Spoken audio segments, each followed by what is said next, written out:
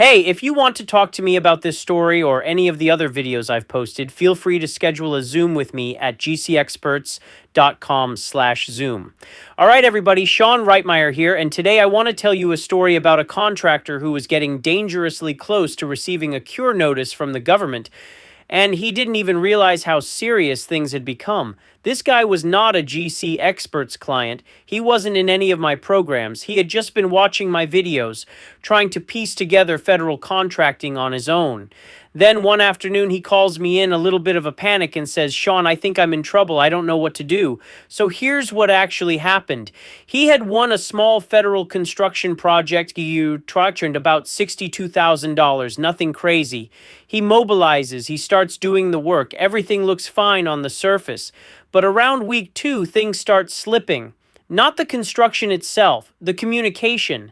The government was asking for progress updates, photos, a revised schedule, clarification on a material, and confirmation of when he would complete a specific milestone. He answered one email, then ignored 3. He promised a revised schedule, but never submitted it. He did work on site, but didn't document it. Now here's the part beginners never understand. The government doesn't get nervous when the work looks behind. They get nervous when they don't know what's happening. Silence is what scares a CO. Fast forward another week. The government sends a short, very direct email. We need an update today. If we don't receive the requested documentation, we'll have to take further contractual action. He didn't understand what further contractual action meant. To him, it sounded like annoyance. To me, that is code language for cure notice incoming. So he calls me and says, Sean, I've been watching your videos, but I don't know how serious this is. Am I in real danger? I tell him, look, they're not going to terminate you tomorrow. That's not how this works. But you're heading toward a cure notice, and once that hits, you've got 10 days to fix everything. And if you don't, that's when the termination becomes real. He goes quiet. That's when it hits him. So I say, all right, send me everything, every email, every spec, every update you promised but didn't deliver. Let's reconstruct this.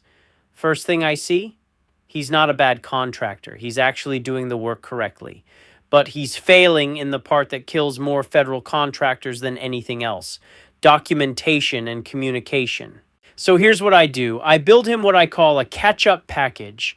A bundle of everything the government was waiting on, a clean revised schedule, photos of the work already completed, a short narrative of progress, the plan for the next 7 days, and a list of any materials pending. Then I draft an email for him that sounds like a professional federal contractor, not a guy winging it on his first job. We send it. 40 minutes later, the CO responds, "Thank you. This is exactly the information we needed. Please keep this communication cadence until completion." Now, they didn't say, "You're forgiven." They didn't say, "Everything's fine now." What they said was, "You're back on our radar. Don't fall off again." The contractor calls me afterward and says, "Sean, I didn't realize I was that close to a cure notice." And I told him what I want all of you to hear. You weren't in trouble because of the work. You were in trouble because you weren't keeping the government informed. In federal contracting, the CO can tolerate delays. They can tolerate changes. They can tolerate rework. What they won't tolerate is uncertainty. The best part? He finishes the job.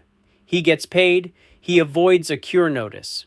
And he walks away with a CPARS that says, contractor was responsive and completed all requirements, which is incredible.